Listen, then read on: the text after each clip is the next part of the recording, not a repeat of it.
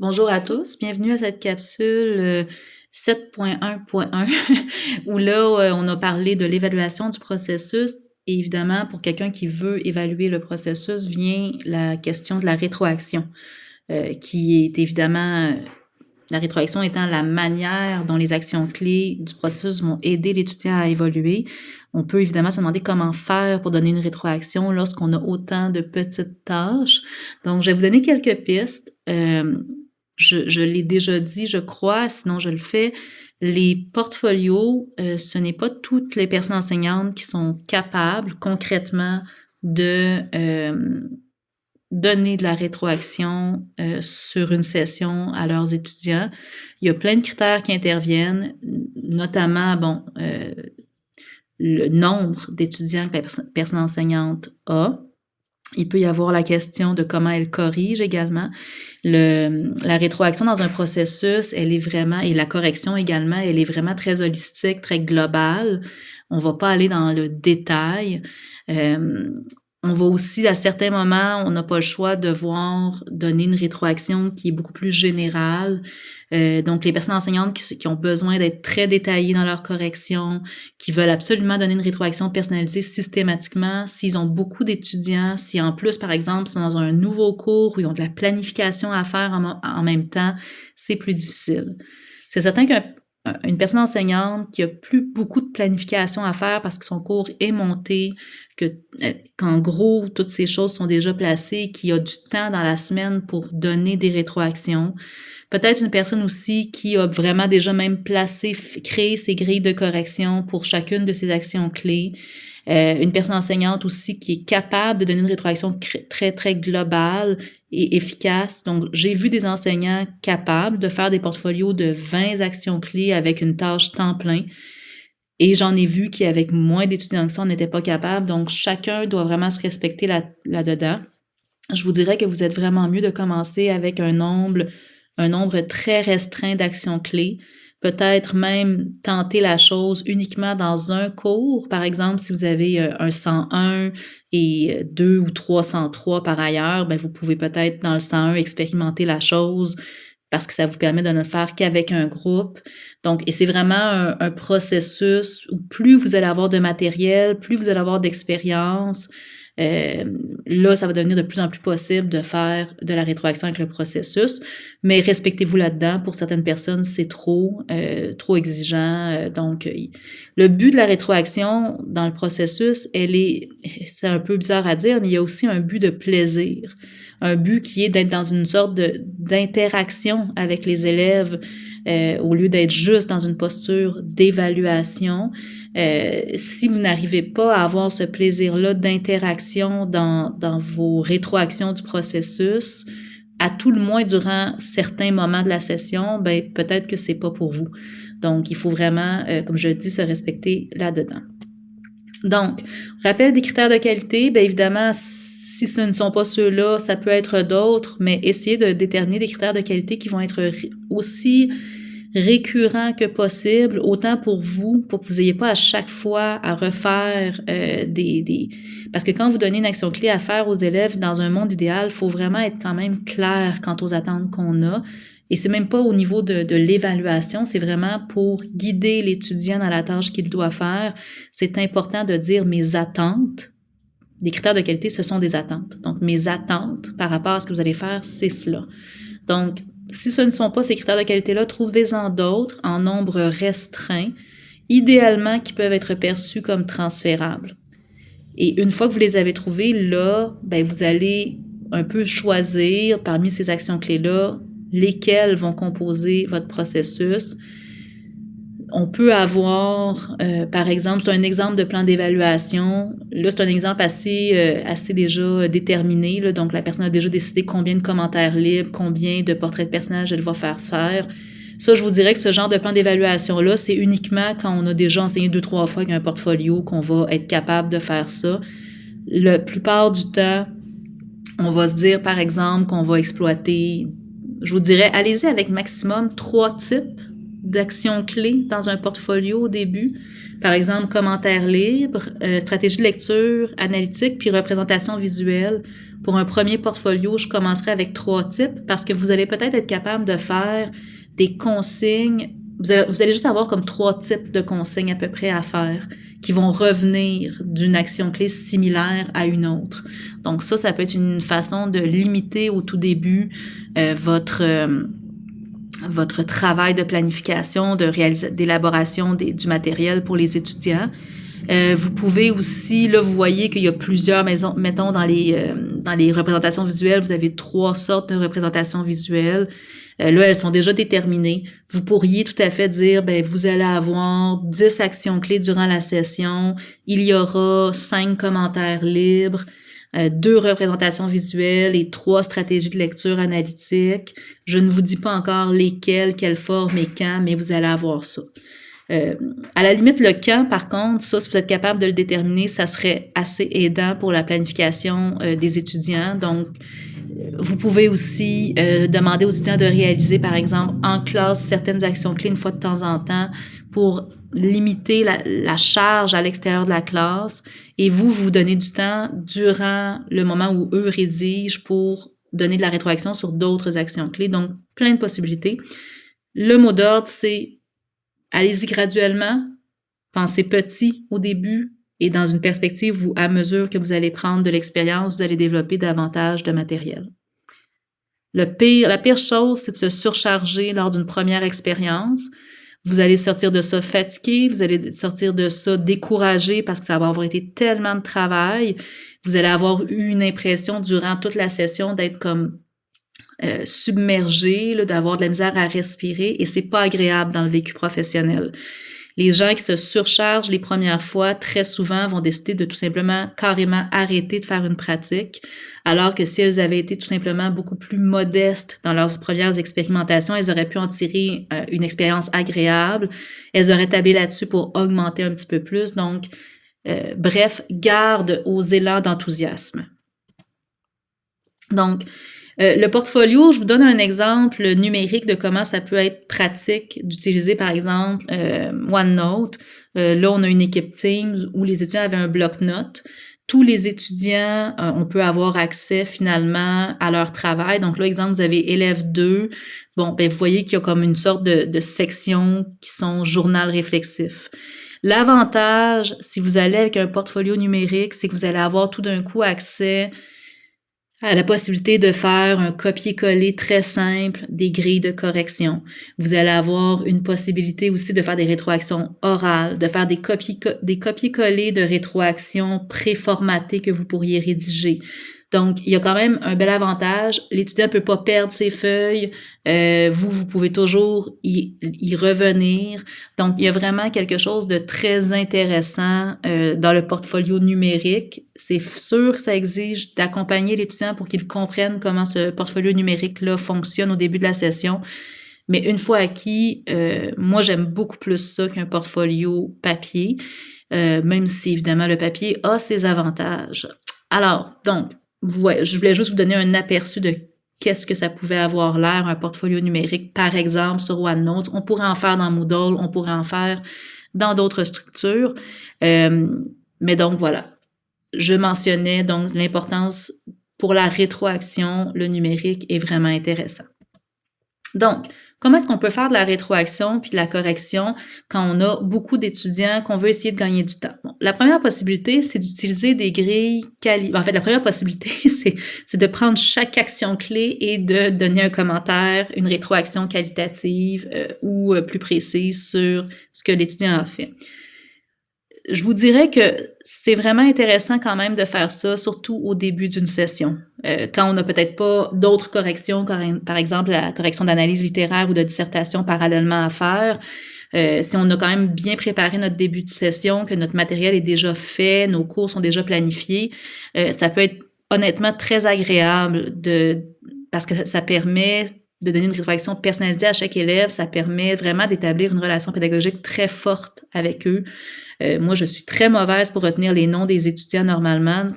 Quand j'ai fait des portfolios, après une semaine ou 2, je connaissais le nom de mes étudiants parce qu'on est vraiment dans une sorte de discussion personnalisée avec eux. Ce n'est pas forcément tenable toute une session. Peut-être que ce n'est pas non plus tenable avec 120 étudiants. Mais c'est une possibilité aussi là, de décider tout simplement, on va donner une rétroaction aux étudiants. Il faudrait simplement voir le moment où vous choisissez de le faire pour pas être en surcharge. Mais donc, sinon, d'autres moyens, les grilles qualitatives qui sont précises et vont permettre de fournir simultanément, juste en soulignant ou en entourant une note, l'évaluation et la rétroaction. Donc, je vous montre un exemple. C'est un exemple qui est basé sur les 4 critères de qualité qu'on avait déterminés. Donc, on disait l'exploitation adéquate du genre, la posture d'expression, plausibilité et justesse de la lecture littéraire et richesse de la lecture littéraire, donc posture analytique. Donc, vous voyez que ça, c'est une grille c'est pour une carte mentale qui vise à faire un portrait de personnage. Mais ça, c'est un enseignant qui a eu du temps pour planifier ça. Il fait faire plusieurs cartes mentales durant la session, par exemple. Ça vaut doublement la peine de l'avoir conçue parce qu'elle va être réutilisable pour, par exemple, 3-4 actions clés de la session.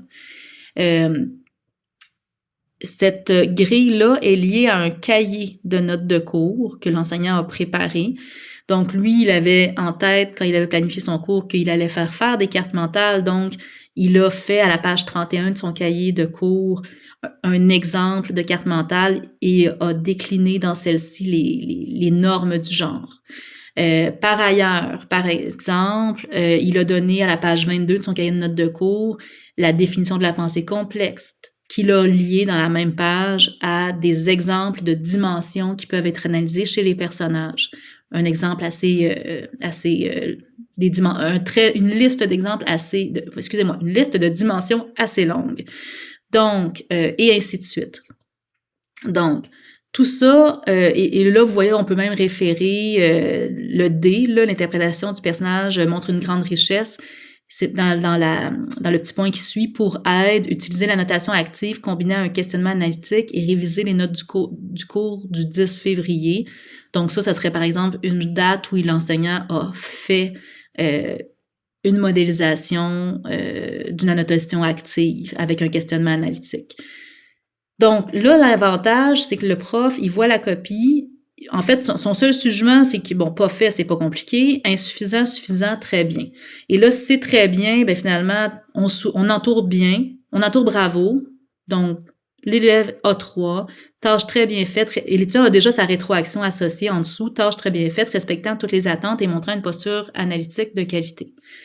Si c'est suffisant, c'est bien, vous êtes dans la bonne voie, donc on entoure suffisant, et là, en dessous, la rétroaction, c'est la tâche est faite, mais certains éléments attendus sont absents ou insuffisants. Ceux-ci sont soulignés dans les attentes ci-haut. Donc, par exemple, si c'est le fait que l'étudiant n'a pas... il y a des éléments dans sa carte mentale qui ne sont pas justes, qui de toute évidence sont des erreurs d'interprétation, ben, l'enseignant tout ce qu'il a à faire, il regarde la carte mentale, il entoure suffisant et il souligne C. Ce qui va à la fois donner à l'étudiant une raison précise pour laquelle il n'a pas eu une note complète et, à cause du petit point qui renvoie vers le cahier de notes de cours, une ressource pour s'améliorer. Donc, ces cartes-là sont rapides à corriger et donnent beaucoup de rétroaction. Après ça, c'est vraiment le travail de les créer et de créer éventuellement les ressources auxquelles elles réfèrent qui peut être exigeant. Autre façon de fonctionner, on peut utiliser des rétroactions qualitatives ou chiffrées de peu de niveaux. Plus il y a de niveaux, il faut garder en l'esprit, plus il y a de niveaux, plus l'évaluation est longue. Le but est davantage là, de donner un suivi.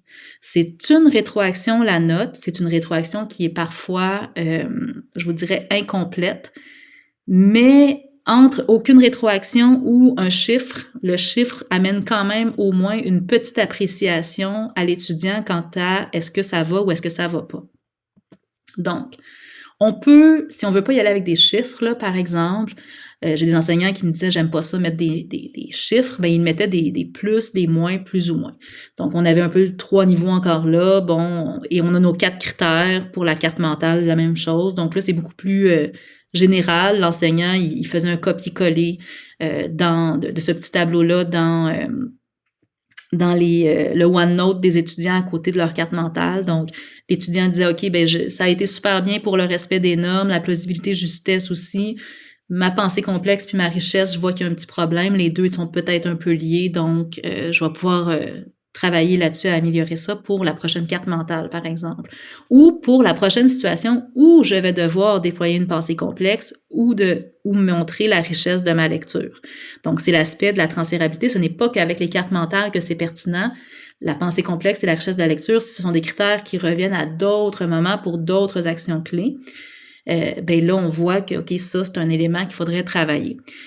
Et après ça, évidemment, vous pouvez, si vous avez besoin de rentrer une note quelque part, vous pouvez associer le plus, le moins, le plus ou moins à des chiffres. Ce n'est pas vraiment compliqué.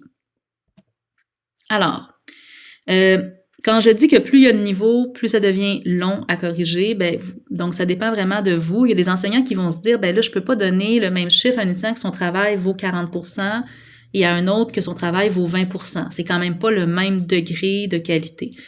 En effet, mais je le répète, dans un portfolio, on n'est pas dans une analyse précise, à moins que l'action clé soit vraiment très complexe. C'est certain que lorsqu'on demande à un étudiant, je vous dirais que le nombre de niveaux va varier selon la complexité de l'action clé. Si vous demandez à l'étudiant de faire un commentaire libre dans un journal de lecture, le 3 ou 4 niveaux fonctionnent vraiment très bien. OK? Donc, pas fait, fait, bien fait, pas fait, insuffisant, fait correctement, bien fait. Niveau 3 ou 4 niveaux, ça s'évalue très rapidement. Et à tout le moins, ça donne quand même une bonne indication à l'étudiant. Si vous n'avez pas le temps de faire une rétroaction précise, c'est quand même une rétroaction minimale. Donc, l'étudiant va voir s'il a constamment des 2 ou des 3, que ça va quand même bien. Alors que s'il a des 1 ou un 0, ben là, il a vraiment un chiffre qui lui montre que ça ne va pas. Donc, c'est minimal. Après ça, évidemment, que l'étudiant, vous pouvez donner des rétroactions en plénière. Vous pouvez dire aux étudiants qui n'ont pas eu 2 ou 3 qu'ils devraient venir vous voir après la classe pour vous poser des questions. Donc, ce sont des possibilités. Comme je vous dis, des fois, un minimum de rétroaction avec un chiffre, c'est déjà mieux que rien du tout. Si au début de la session, vous avez plus pris du temps pour faire des rétroactions personnalisées, vraiment qualitatives, tout ça, et qu'à partir de la semaine 5, parce que vous êtes obligé de corriger d'autres choses en même temps, un plus gros travail, ben là, vous pouvez expliquer aux étudiants, je vais continuer à vous donner de la rétroaction, mais ça va passer par un chiffre. Et si je vais faire des rétroactions en plénière globale en classe, mais si pour vous, ce n'est pas clair et que vous avez besoin de plus d'informations, venez me voir. Donc ça va arriver. Parfois, les étudiants, quand c'est pas fait, ben c'est facile. Et quand c'est insuffisant, ben là, il y a eux qui vont peut-être vouloir venir vous voir, mais si vous avez montré des exemples, ça arrive que les étudiants sont très conscients que c'est insuffisant, ce qu'ils ont fait. Donc, juste de leur signifier, ben note que c'est insuffisant. Pour certains, ben ça va juste leur dire, OK, je vais plus me mettre au travail pour vrai. Et pour les étudiants qui veulent réussir et qui comprennent réellement pas pourquoi c'est insuffisant, ben la porte ouverte pour venir vous poser des questions, c'est déjà un bon outil pour eux.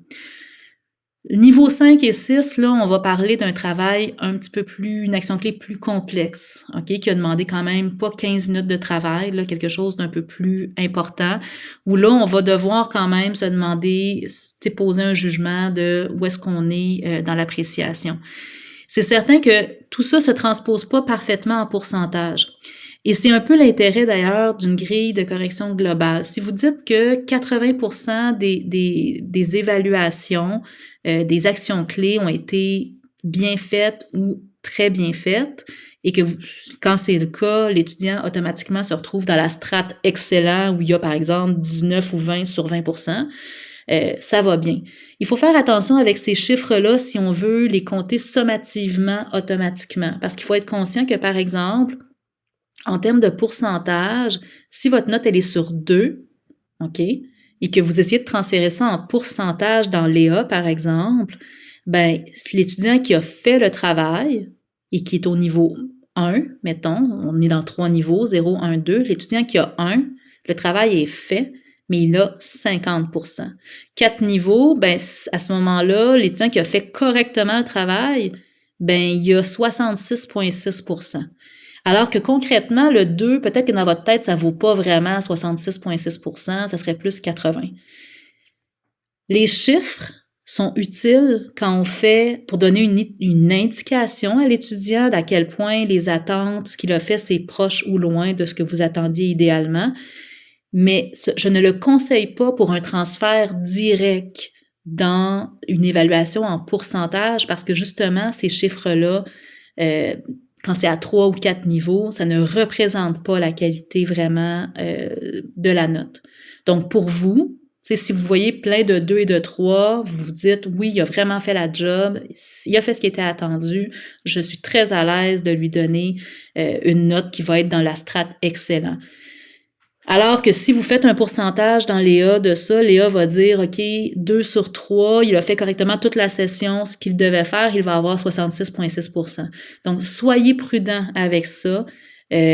N'oubliez pas que quand on est dans un cadre de pourcentage, on n'est pas dans la même logique que dans un cadre comme ici où on veut plus montrer les niveaux d'attente. Le niveau dans lequel l'étudiant a atteint les attentes qui étaient là. Bon, excusez-moi, je répète attentes, mais vous comprenez l'idée. Donc, si vous voulez travailler avec des pourcentages vraiment, puis qu'il y ait un transfert, que Léa lui-même, par exemple, fasse un transfert en pourcentage directement dans la note, ben là, je vous dirais qu'il faut avoir minimalement pratiquement 6 niveaux. À 6 niveaux, là, on commence à faire quelque chose qui peut quand même bien représenter l'appréciation qu'on fait avec le 0, 20%, 40%, suffisant, bien, excellent. Mais 6 niveaux, c'est beaucoup plus long à corriger. Donc, ayez en tête ça, un peu cette opposition-là là, entre... C'est pas pareil quand on calcule en pourcentage que quand on calcule en termes de niveau d'attente, de respect du niveau d'attente, où là, on peut mettre un chiffre 0, 1, 2. OK? Donc, voilà. En espérant que vous ayez compris ce que je voulais dire, je passe à l'autre possibilité. Donc, vous pouvez utiliser aussi pour faire des rétroactions plus rapidement, des rétroactions personnalisées. Qui seraient brèves et qu'on peut combiner avec des commentaires génériques qui seraient issus de banques préétablies, qui seraient vraiment plus approfondis. Donc, je vous montre un exemple. Par exemple, quelqu'un qui fait faire plusieurs cartes mentales, ben honnêtement, après un petit peu de pratique, vous allez vous rendre compte que le principal défaut, en fait, la principale défi des cartes mentales, c'est bien souvent la pensée complexe, où l'étudiant a tendance à avoir de la difficulté à adopter une pensée multidimensionnelle, donc des cartes mentales où on va tout simplement, par exemple, pour un personnage, rester avec des caractéristiques physiques et psychologiques sans aller plus dans le détail.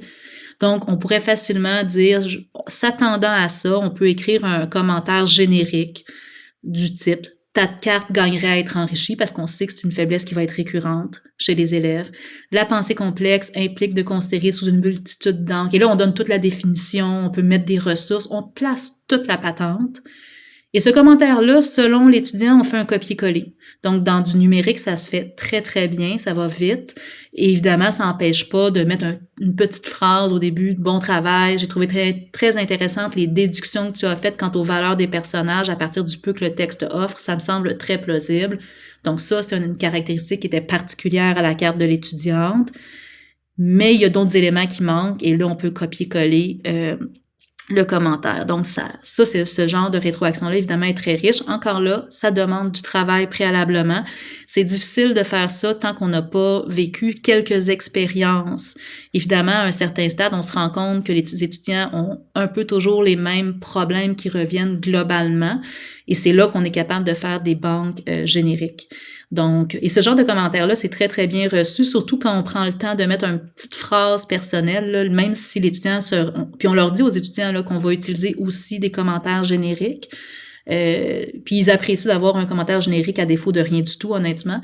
Mais donc, de temps en temps, on peut glisser un petit commentaire pour vous montrer à l'étudiant qu'on a vu ce qu'il a fait.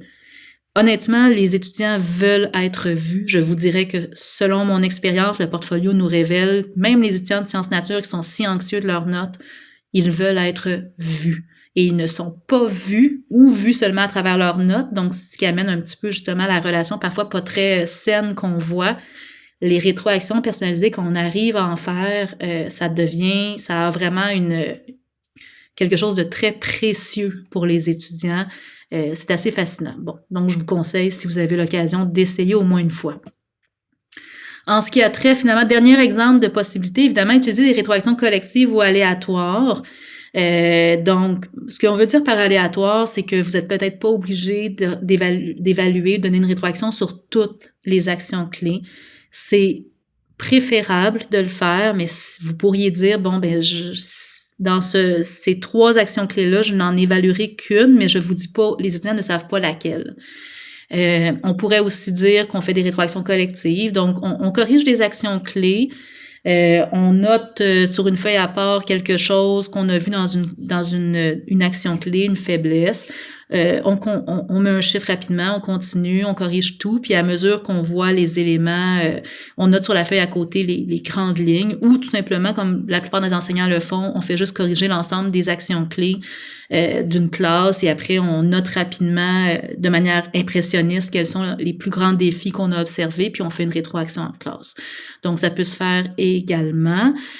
On peut aussi faire une alternance, c'est-à-dire on a par exemple 3 actions clés, on se dit qu'on corrige la première action clé pour le tiers de la classe, que la deuxième action clé va être corrigée pour l'autre tiers, et la dernière action clé pour le dernier tiers. Donc, je vous dirais que cette option-là, c'est la dernière que je suggérerais, mais c'est une possibilité, surtout si vous avez vraiment beaucoup d'étudiants et si vous donnez quand même un nombre important d'actions clés.